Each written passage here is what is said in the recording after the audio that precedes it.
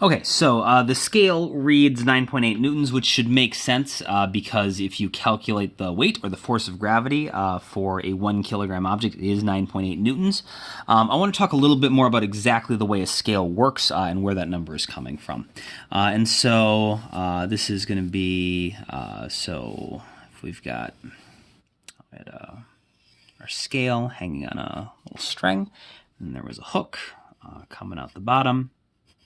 And then attached to that is this 1 kilogram mass. I'm going to label that off to the side.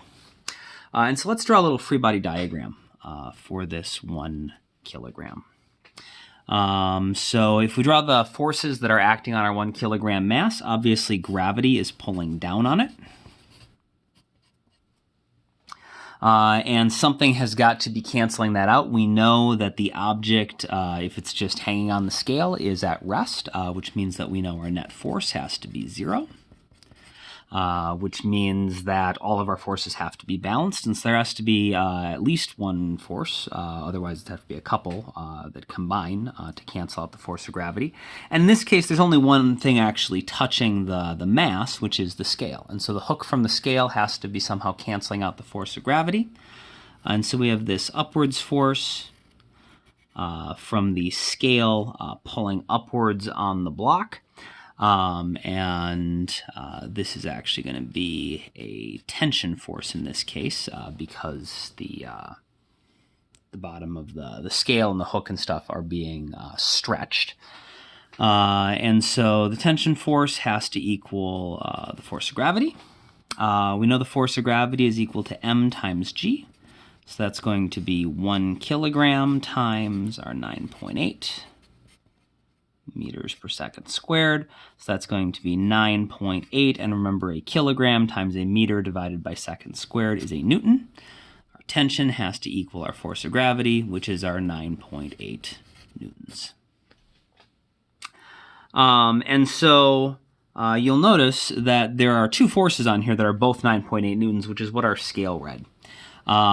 The scale, not surprisingly though, what it's actually reading is this force, because that's the force that it's pulling with, and that's the force that it's actually capable of reading. The scale is not some sort of like magical device that can like measure the force of gravity on something.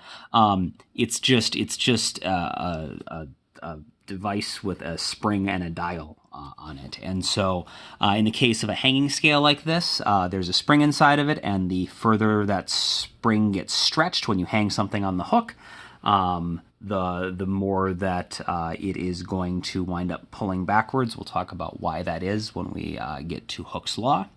But it's just pulling back, and in order for the object to be at rest, it has to pull back with 9.8 newtons, and so that's what the scale reads. And so we'll make a little note here that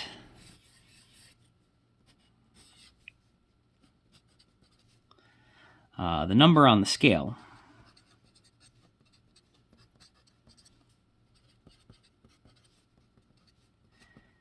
is just the force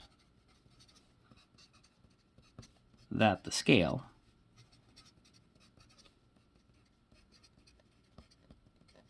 is pushing or pulling with. And so if you set your scale up in a system like this, where when you put your object on the bottom of it, the force from the scale will match the force of gravity, then this becomes an accurate way to measure weight. But if you wind up setting up your scale in a different way, or doing something else where you've connected it to an object, but you don't have it set up so that everything is at rest with the net force is 0 and everything is canceling out, it won't necessarily actually tell you what the weight of the object is. It'll tell you how much force the scale is exerting. And you can observe this if you have a bathroom scale, especially if you have one that is an older like analog one.